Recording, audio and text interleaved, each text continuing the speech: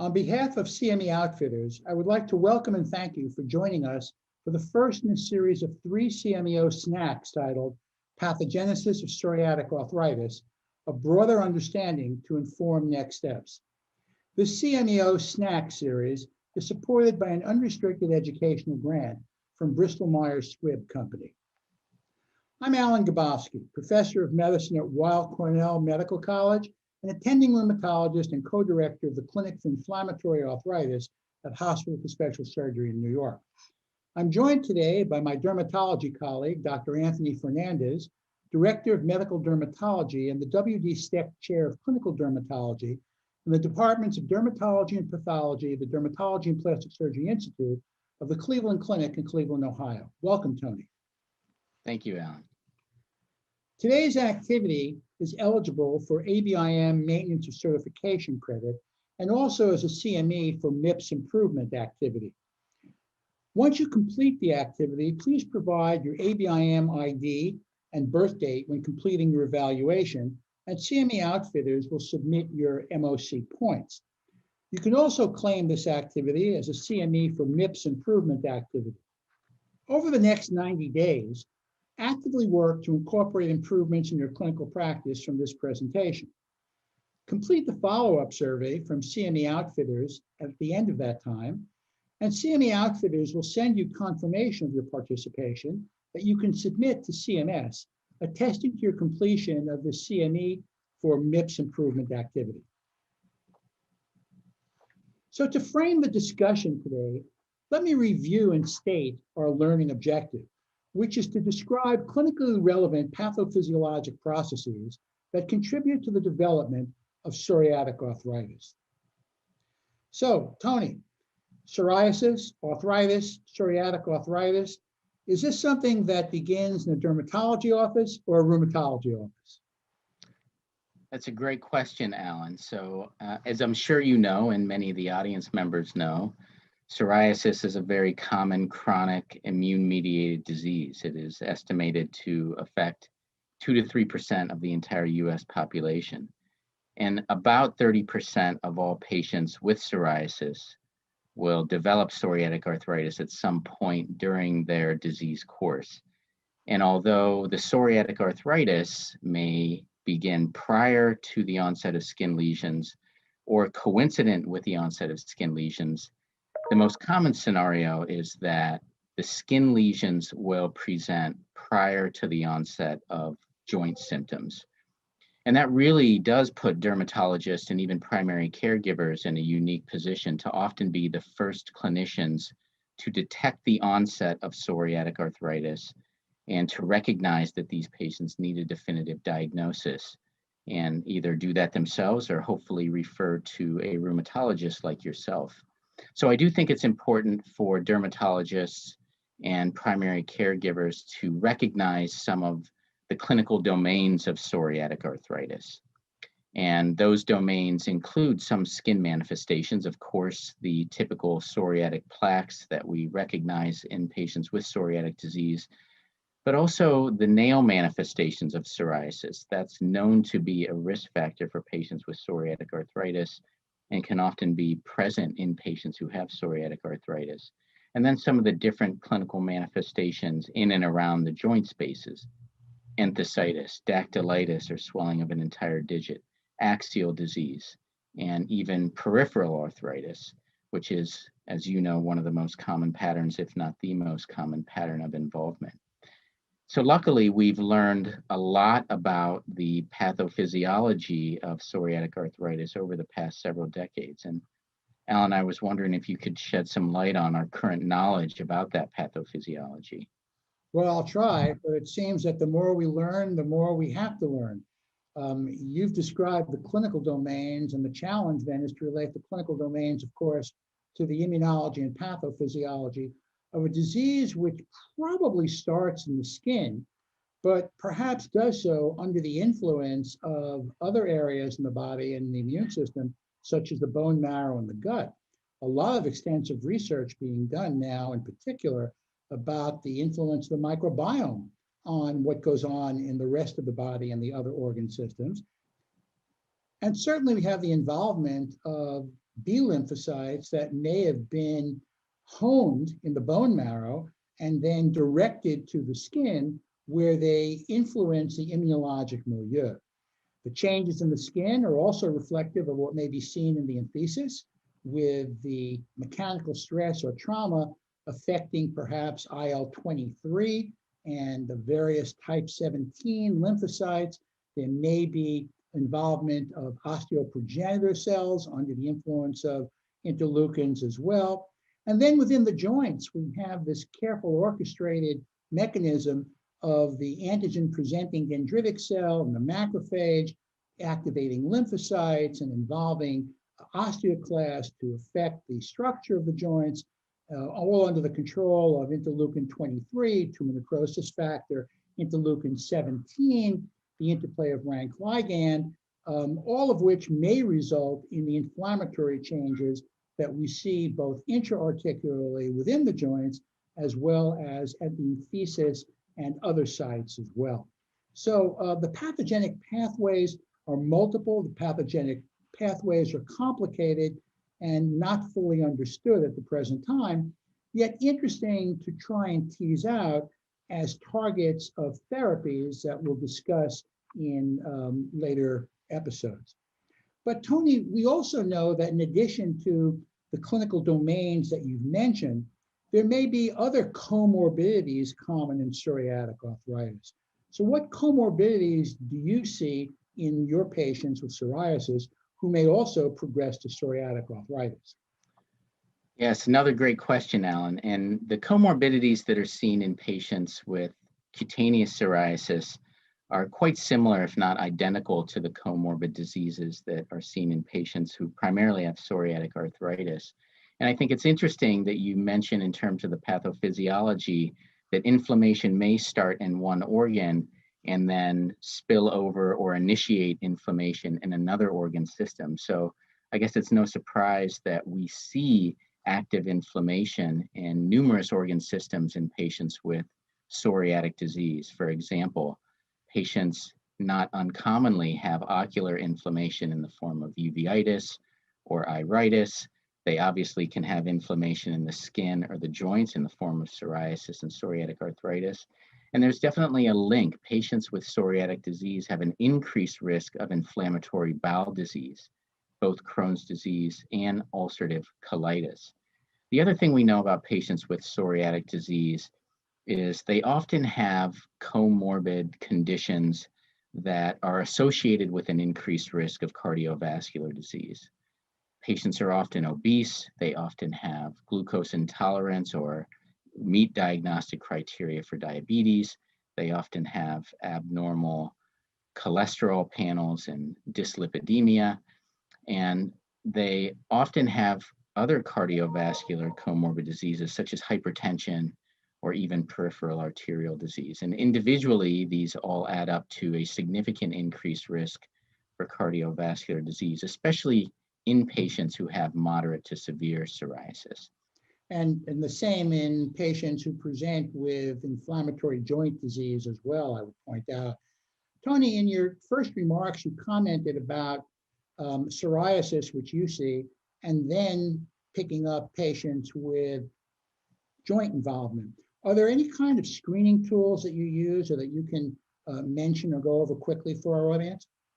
Yeah, there are actually a number of validated screening tools that can be used. And these are actually very important to know about in the field of dermatology and primary care because, as you know, Alan, many physicians within our specialties are not very well educated about the clinical manifestations of psoriatic arthritis and really how to screen based on discussing symptoms with patients and doing a physical examination. However, we do believe, as we mentioned earlier, because so many patients will have the skin disease prior to the joint disease, we really are in a particularly interesting situation to be the first caregivers to recognize onset of disease. And it is critically important if patients are developing psoriatic arthritis to make sure they get a diagnosis promptly so that they can be initiated on the therapies that can hopefully inhibit permanent joint damage. And so a number of validated screening tools such as the PEST, the PACE, the TOPAZ, the ERP, and the PASQ have been developed and are available to use in patients who have psoriasis as a screening tool. And these usually consist of a short questionnaire that can be given to the patient even in the waiting room before the clinician even walks into the room to start the encounter. And based on how patients answer these questions, they're assigned points. And if they meet a threshold number of points, then that suggests they are at significant risk for having developed psoriatic arthritis and warrant referral to a rheumatologist like yourself to help make a definitive diagnosis about what is going on with their joints. So Alan, when we do refer patients to you because we're suspicious about them having psoriatic arthritis, what are the clinical manifestations that you look for to make that diagnosis? Well, you've already relieved me of one burden, which is looking for psoriasis, because the patient that you send to me is known to have psoriasis. So now my challenge is to look for the signs and symptoms of inflammatory joint disease. And those would be joint stiffness, morning pain, morning tenderness, joint pain that improves with activity rather than is worsened by it, swollen and tender joints, dactylitis, enthesitis, inflammatory back pain, ocular symptoms of uveitis. And then I'm going to be, as part of my workup, doing imaging studies of the affected joints to look for changes there as well. I'll be looking for disease activity with markers such as the erythrocyte sedimentation rate and the CRP. I'll be looking for a negative rheumatoid factor. I'll be looking for a negative anti-CPA because psoriatic arthritis is a seronegative disease in nearly, but not all, instances. And then my physical exam will be looking for things like nail changes, oncholysis. It may appear to be fungal, but in fact it's not. I'll be looking for the sausage-shaped digits. I'll be looking for inflammation at the insertion of tendon into bone, the so-called enthesiopathy, most notably seen at the Achilles tendon. And I'll be looking for any other manifestations of inflammatory disease, such as tender and swollen joints. I won't be fooled by thinking that the joint pain has to be near the sites of skin lesions, because we both know that you can have both a geographic and temporal disconnect. And by that, I mean you can have skin lesions over joints that are not inflamed, and you can have joint lesions that are far removed from skin lesions that are inflamed. And you can have the joints active when the skin is quiescent. You can have the skin active when the joints are quiescent. And all of those kind of make it a little bit more challenging to make the diagnosis. I've alluded to some of the laboratory tests I'll be ordering. I might get a HLA-B27 if the patient is presenting with arthritis and if I'm suspecting psoriatic arthritis, particularly of the axial variety. I might get an arthrocentesis and synovial fluid analysis if the patient has a large joint swollen effusion. And I've also alluded to imaging studies that are going to be part of my workup as well. So the workup is going to be looking more for the absence of things rather than their presence. And all of those things put together in a patient with psoriasis is going to help me make the diagnosis. In addition, I have some help from what's called the CASPAR criteria, the classification criteria for psoriatic arthritis. Now, we have to be careful when we use classification criteria diagnostically, because classification criteria were devised to come up with homogeneous populations of patients to enroll in clinical trials. They are not meant to be diagnostic, but nevertheless, they're often used as a guide. So if I have a patient with inflammatory musculoskeletal disease, spondylitis, enthesitis, and or arthritis, with evidence of psoriatic arthritis, with a current by history or family history, with psoriatic nail changes that I've mentioned, with a negative rheumatoid factor, with dactylitis or radiographic evidence of juxtaarticular new bone formation. I can add point values to each of these domains and come up with a score, which helps me give a great probability that what I'm dealing with is psoriatic arthritis rather than just joint pain in a patient with psoriasis. So I guess that leads to another question, Tony, which is we also see the words moderate, severe, mild thrown around. How do you begin to think about psoriasis on the spectrum of mild, moderate, and severe? Yeah, there are different ways to assess the severity of psoriasis in patients. So when we think specifically about, I guess, severe psoriasis, one way to decide a patient has severe psoriasis is with an objective scoring tool, such as the PASI, or the Psoriasis Area and Severity Index.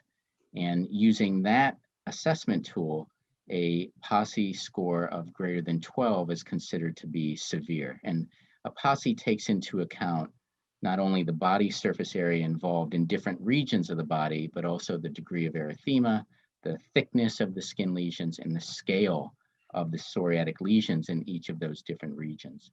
And a PASI score of 12 is actually important because it's often the threshold PASI score that is utilized in phase 3 clinical trials to determine if a patient has severe enough disease to meet inclusion. Another way to assess severity is simply by looking at the overall body surface area that is involved with psoriasis in the patient. The National Psoriasis Foundation has actually come up with definitions for mild, moderate, and severe, with mild disease being anything less than 3% body surface area involvement, moderate disease is 3 to 10%, and severe disease is anything more than 10% body surface area involved with psoriatic plaques. And you can think about 1% of your body as being about the surface area of your palm, including your thumb. So really, it doesn't take that much psoriasis to qualify as having severe disease. If you have just 10 palms worth of psoriasis on your body, you qualify as severe disease. And that's actually important because that severe disease has been found in numerous studies to correlate with a significant increased risk of cardiovascular disease and even mortality. So you don't have to be covered head to toe in psoriasis to be at risk for significant comorbid diseases or even mortality in the future. Now, with all of that aside, there are some anatomic locations that, when affected by psoriasis, may qualify the patient as having severe disease, even if they have a minimal amount of actual psoriatic plaques on their skin. So for example, the face or the genital areas, a patient may only have 1% body surface area overall on their entire body, but if that 1% is involving the face or the genital areas, it can significantly impact the patient's quality of life. On the face, it may lead to significant embarrassment, a significant amount of psychological distress. It can affect their ability to have relationships or even to be hired for certain jobs.